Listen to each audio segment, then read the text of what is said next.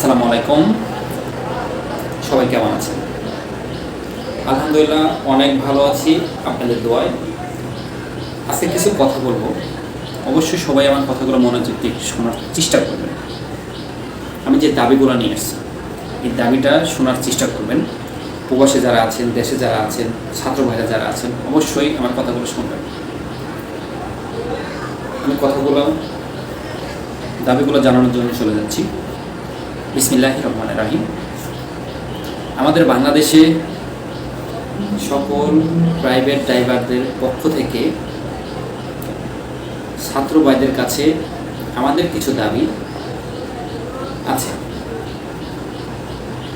আপনারা যা করেছেন সকল সেক্টরে সকল বিষয় নিয়ে পরিবর্তন এসেছে, তাই আল্লাহর কাছে শুকরিয়া জানাচ্ছি। আলহামদুলিল্লাহ। আমাদের যে দাবিগুলো, নাম্বার 1, ড্রাইভারদের যে বেতন দেওয়া হয় সেই বেতনে তাদের সংসার চালানো হিমশিম খাচ্ছে এবং ছেলে মেয়েদের লেখাপড়া একেবারেই অসম্ভব হয়ে পড়েছে। তাই ড্রাইভারদের বেতন সর্বনিচে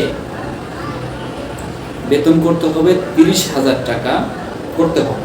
নাম্বার 2, ড্রাইভারদের সকালবেলা ডিউটিতে আসার টাইম আছে, যাওয়ার কোনো টাইম নেই। সকল সেক্টরের আলাদাভাবে ওভারটাইম দেওয়া হয় এবং কি ব্যবস্থা আছে। প্রাইভেট ড্রাইভারদের কথা বলছি। এই জন্য আলাদাভাবে ডিউটির নির্ধারিত পারিশ্রমিকের টাকা প্রদান করতে হবে। নাম্বার 3, ড্রাইভারদের কোনো চাকরির কোনো নিশ্চয়তা নাই। যখন খুশি মালিকরা চাকরি থেকে বরখাস্ত করে দিতে দ্বিধাবোধ করে না। এই জন্য ড্রাইভারদের দাবি, তাদেরকে চাকরি থেকে বরখাস্ত করে দিলে 3 মাসের বেতন নির্ধারিত করে দিতে হবে। আপনি চাইলেই ড্রাইভারকে বাদ দিতে পারছেন না। ড্রাইভারকে যদি বাদ দিতে চান তাহলে 3 মাসের বেতন দিয়ে দিতে হবে।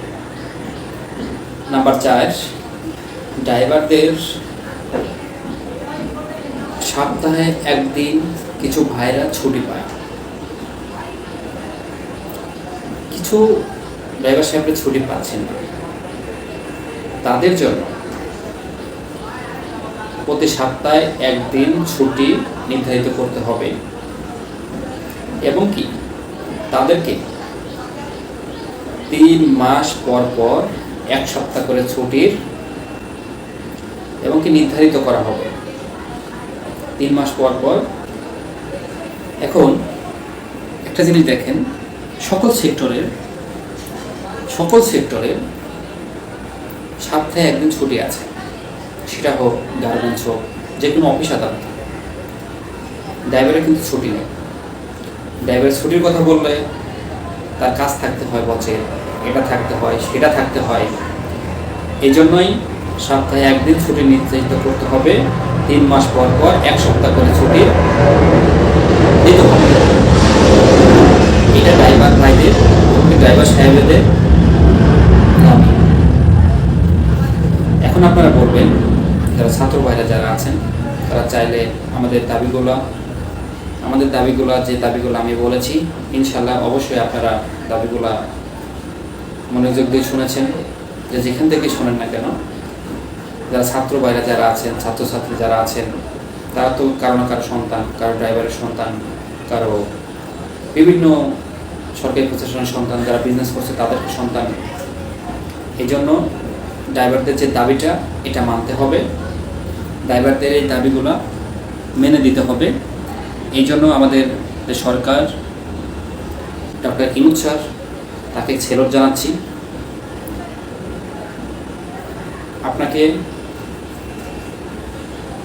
আরও অনেক দূর আমাদের বাংলাদেশটা নিয়ে যেতে হবে। আপনি নতুন ভাবে আমাদেরকে, আমাদের বাংলাদেশকে অনেক জায়গায় নিয়ে যেতে হবে। সেজন্য ডক্টর ইউনূস স্যারকে চ্যালেঞ্জ জানাচ্ছি, আপনার সামনের দিকে এগিয়ে যান, ছাত্র ভাইদেরকে নিয়ে এগিয়ে যান। আমরা বাঙালি যারা আছি, দেশে প্রবাসে যারা আছি, সবার পক্ষ থেকে জয় বাংলা, স্বাধীন বাংলাদেশ। ভালো থাকবেন, সুস্থ থাকবেন। আসসালামু আলাইকুম।